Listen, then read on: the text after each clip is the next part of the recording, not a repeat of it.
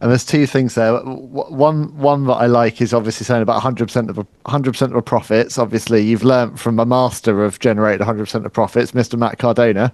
Um, Yes. but also, I think the other reason why you've got such an ardent fan base and why people are really behind this project is, you know, you are one of us in many respects. I mean, you are the super fan turned superstar. And one of the things I loved about the book so much was these stories of you visiting, going across to the other side of the world to WrestleMania and being there for WrestleMania 30 and WrestleMania 31 and 32, I think Yeah. it was. 30, 31, and 32. Yeah. And then going to Access and obviously meeting some guy called Zack Ryder at Access and but being a fan. And it's great to hear that because often I think we're in this generation now where there's a lot more of the kind of current talent roster were just really big wrestling fans who kind of can't believe they're doing this for a living and are still Mhm. really excited. Like I had Demolition on the other week and they were talking about how Kofi Kingston came up to them and stuff and CM Punk came up to them because it's still Demolition. It's still Yeah. a team that they loved when they were kids.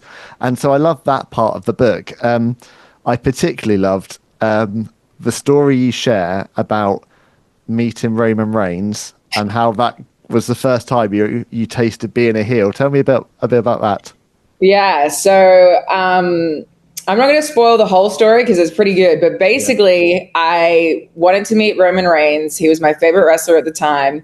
And they cut off the line at Access before I could get in to meet him. And I gave someone a bunch of money to let me take their spot. Then I took their spot, but the security thought that I was jumping the line, which I wasn't.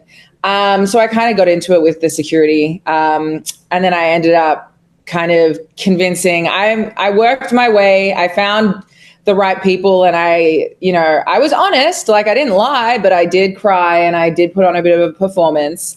And then they put me to the very front of the line, and then I got to meet Roman. And all the fans in the crowd, like in the line of people, were not happy. They were literally like booing and chanting at me. And I was just a fan. And I turned around and I was like, you guys, I don't care. So I was like, okay, maybe I am. I'm born to be a bad guy.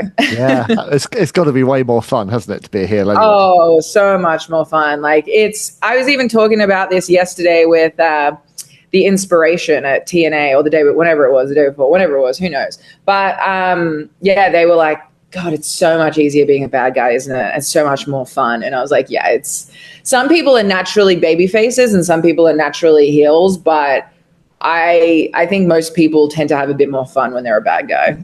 I think I'm a natural heel. You just ask my wife, and she'll probably tell you that. But Yes. I think if you ask anyone's spouse, everyone on yeah, the planet spouse will. or kid, yeah, absolutely. Yes. Yes.